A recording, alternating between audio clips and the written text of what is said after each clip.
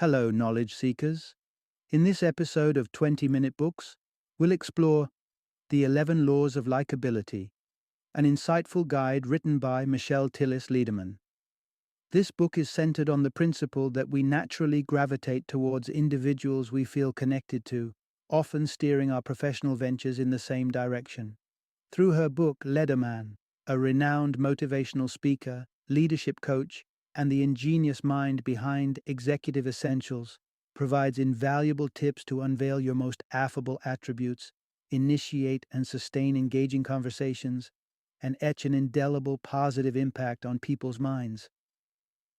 The 11 Laws of Likability is an ideal companion for anyone yearning to cultivate enduring professional relationships, individuals embarking on a new career path, or recent graduates making their debut in the job market. Dive into this episode to pick up pearls of wisdom on authenticity and creating meaningful bonds in your professional sphere without the inauthentic facade of forced networking.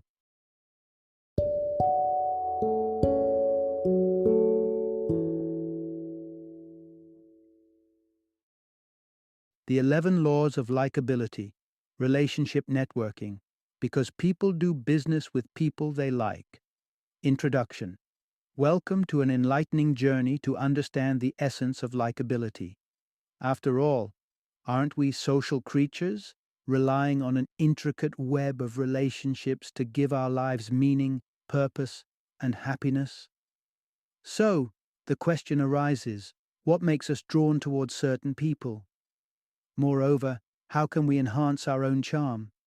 Here, we will unravel the 11 rules of likability, an engaging blend of authenticity, self-image, perception, energy, curiosity, listening, finding common ground, creating a happy memory bank, familiarity, generosity, and patience. In this captivating exploration, we'll reveal the importance of shifting away from the manipulative winning people over mindset when networking, what it truly means to ask an impactful question, and the reason why being ourselves around those we dislike can be so tough. Part 1. Unleash your likability by genuinely connecting with others. Picture the web of relationships we weave: professional, personal, familial. Doesn't it form the tapestry of our lives? Now imagine weaving the same intricate web in the world of business. We call this art networking. At its core, networking isn't about clinching deals or accumulating business cards. It's about cultivating relationships. In other words, it's about likability. It's about discovering the likable aspects within ourselves and others, sparking meaningful conversations, and lending an attentive ear to what others share. Yet, the concept of likability isn't universal. It's as unique as each individual. However, despite this variability, certain fundamental components underpin likability. The 11 enchanting laws will unravel one by one. But before we delve into these, let's clear a misconception. Networking isn't a test where you must win people over. If it feels like a chore, it's likely you're approaching it with the wrong mindset, viewing it as a transaction rather than a connection. In fact, successful networking shouldn't be about takeaways. It's not about what you can gain from the relationship, but rather the genuine connection you can build. And the secret to fostering such connections? It's simple: authenticity and honesty, because the path to likability begins with simply being you. Part 2. Embrace authenticity. Be true to yourself and perceive others without judgment. In a world where we all parade our unique sets of beliefs, goals, values, and attitudes, there's one thing that remains universal: authenticity. It's about genuinely representing who you are. But how do you know if you're wearing your authenticity like a badge of honor? A simple gauge is your comfort level in any given situation. Authenticity feels effortless and natural, while inauthenticity can be a source of awkwardness. The trick, however, is that we often don't notice when we're being our authentic selves, precisely because it feels so comfortable. Yet, when we force ourselves to wear a mask, and act against our inherent nature, it leaves us feeling uncomfortable and drained. Often we're drawn towards inauthentic behavior when we're under pressure to conform or when interacting with someone we dislike. We've all had thoughts like, I don't like this person, but I should be polite, or this situation is uncomfortable, but I don't know how to navigate it.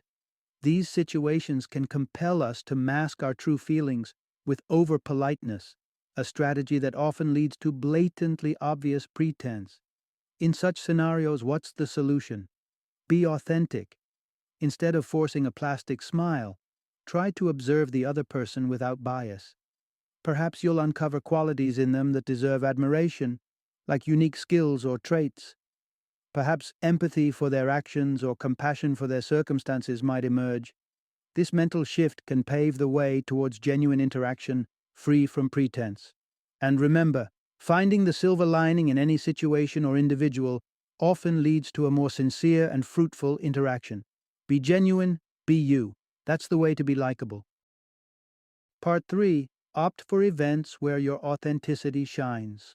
How often have you grudgingly attended an event due to a sense of obligation, a situation we've all encountered? Yet our real selves bloom when we act out of desire, not duty. Hence, if you don't have a genuine interest or absolute necessity to attend an event, consider opting out. Stand by your authentic choices. Generally, events fall into two categories: those we're thrilled to attend, generating feelings of joy and anticipation, and those we feel pressured to attend, perhaps due to professional obligations or family expectations. The secret here lies in discerning between the two, always remembering that you have a choice. If you can wriggle out of an event you'd rather not attend, go ahead. If a meeting doesn't require your presence, feel free to skip. Simultaneously, it helps to tweak your attitude a bit. After all, the essence of success often hinges on maintaining a positive outlook. So, transform the dreaded have-to events into the eagerly awaited get-to ones by identifying elements that ignite excitement within you. For instance, if you're not eager about a birthday party of a mere acquaintance but can't get out of it, why not bring a friend along? Your authentic self will shine through when you're at ease, socializing in smaller groups, and meeting new people. And always remember, there's no universally correct way to be at a social gathering. The best person you can be is simply you, your authentic self. That's what makes you likable. Part 4. Pursue consistency and confidence in your conversations. Ever had a conversation with someone only to walk away feeling like they were entirely insincere? Chances are it was due to a disconnect between their words and their body language, a pitfall you should strive to avoid. Instead, aim for congruency in your communication, harnessing the power of the triple V's: verbal, vocal, and visual. The first V, verbal, focuses on the actual words you use. Vocal, the second V, spotlights your voice tone. The third V, visual, emphasizes the importance of your body language. The harmony of these three V's is crucial for effective communication. Ensure your message aligns across all three dimensions: what you say, verbal; how you say it, vocal; and how you physically express it, visual. In his book Silent Messages, psychologist Albert Mehrabian unpacks the notion of total liking. He suggests it's 7% verbal, 38% vocal, and 55% visual. This implies that your words hold little weight on your likability if they aren't harmonious with your body language and voice tone. However, keep in mind, communication isn't just about consistency. Your three V's can occasionally misalign due to self-doubt. If you don't believe in what you're saying, others are unlikely to either. Moreover, if you're not feeling confident, your body language will inadvertently reveal it. So how can you exude the required confidence for effective communication? Start by recognizing that your descriptions of situations shape your perceptions of them. Adopting a positive frame can help dispel negative thoughts. Instead of telling yourself, "I'm too slow, I'll never finish this," rephrase it as, I'm taking my time to ensure I do this right. Lastly, focus on your abilities, not your limitations. Convert thoughts like, I have no idea how to do this, into, I'm eager to tackle something new. Remember, confidence, like authenticity, is key to likability. Part 5. Show genuine curiosity and question away to keep the conversation alive. Engaging in conversation with a complete stranger can often seem daunting. Perhaps you're preoccupied with avoiding blunders, or maybe you feel you have nothing interesting to share. In such instances, don't fret. When in doubt, allow your genuine curiosity about the other person's life to guide the conversation. Demonstrating sincere interest in someone's profession, hobbies, viewpoints, or personal experiences can be a wonderful conversation starter. If you lack information about the other person, ask simple questions about their favorite book or hobby. Usually, all it takes is one topic to set the conversational ball rolling. However, the success of your conversation doesn't just hinge on your curiosity. It also heavily depends on the kinds of questions you pose.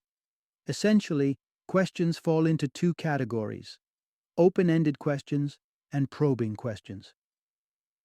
Open-ended questions typically begin with what, how, why, or how come. They're brilliant conversation starters, capable of breathing life into a stagnating dialogue.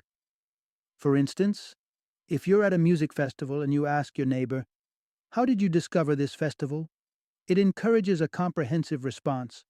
However, if you ask, "Did you learn about this festival from their website?" the answer is likely a simple yes or no. To keep the conversation flowing, stick to open-ended questions. Probing questions serve as excellent follow-ups, helping maintain an engaged conversation. They can be broken down into three categories. First, clarifying questions that begin with, "Do you mean?" Secondly, rational questions like, "I'm curious why you think that." And lastly, expansion probes that start with, "Please elaborate." All three variants are effective at fuelishing engaging conversations. Remember, showing genuine interest and curiosity is a surefire way to be likable. Part 6. Effective communication requires masterful listening. Did you realize that honing your listening abilities enhances your natural likability? Indeed it does, and understanding how to do it is pivotal. There are three distinct layers of listening: inward listening, outward listening, and intuitive listening. Each plays a different role in a conversation and is instrumental in fostering connections. They make people feel acknowledged and understood. Inward listening, the fundamental layer, allows you to perceive what the other person says from your vantage point and connect it to your experiences. For instance, if a friend says, "I adore Thai food," you might respond, "I do too," or "I favor Indian cuisine." This level of listening uncovers shared experiences and mutual interests, vital elements of likability. Outward listening focuses on the speaker. It involves correlating what you hear with your knowledge of them.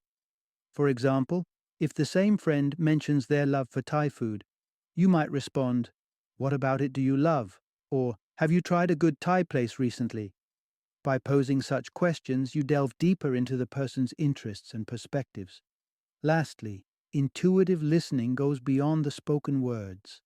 It takes into account the speaker's voice tone, body language, and energy. In essence, it's about discerning more than just verbal expressions. Suppose your friend expresses their love for Thai food with a vibrant expression. You might respond, "You seem thrilled when you talk about it. Are you planning a trip to Thailand someday?" By listening intuitively, you engage more profoundly, fostering stronger connections and increasing your likability. Part 7. Shared commonalities and trust significantly enhance likability. Individuals generally gravitate toward what's familiar. Hence, identifying shared commonalities with others can enhance comfort levels, increasing their likability. You can seek mutual friends, shared interests, and similar backgrounds, or connect over common experiences and beliefs to establish a rapport. An effective way of discovering these mutual aspects is to jot down a list of all the organizations you've ever been part of. Having this mental inventory can provide conversation starters. Your list could encompass schools, clubs, exchange programs, sports teams, parent associations, volunteer activities, and beyond. The primary goal is to discover as many shared aspects as possible with others. However, don't overlook the importance of trust. People usually lean on sources they trust. The mindset is often, I like this person, so I'll likely like the people they like as well. They validate their choices through a trusted third party. This principle is why people often consider a friend's recommendation when hiring a new employee, or are inclined to interview a candidate who has worked with a trusted colleague. The same holds true for friends suggesting blind dates or recommending a new restaurant or movie. For job seekers, this insight can be beneficial. It's worthwhile during your job hunt to identify any connections you might have with a prospective employer, possibly using platforms like LinkedIn. If shared connections exist, utilize them to create a context for your conversation. Research the company's recent activities and tie them in with similar experiences on your resume. In essence, people tend to like those who reflect their own characteristics. Therefore, seeking out common interests or hobbies can be an effective way to connect with others. Final summary. The crux of the book, cultivating meaningful relationships, isn't a solo act, but rather it's about fostering connections. Building productive networks mandates you to discover shared commonalities, listen attentively, and establish a groundwork of trust.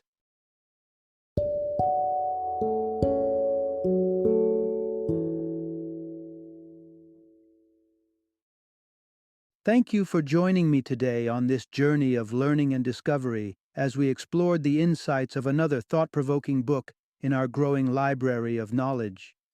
If you've enjoyed our time together, please take a moment to follow our podcast, give us a 5-star rating, and share 20-minute books with other knowledge seekers. Your support truly means a lot. Don't forget to join me again in the next episode, where we will delve into another enriching book. Until then, happy reading and happy listening.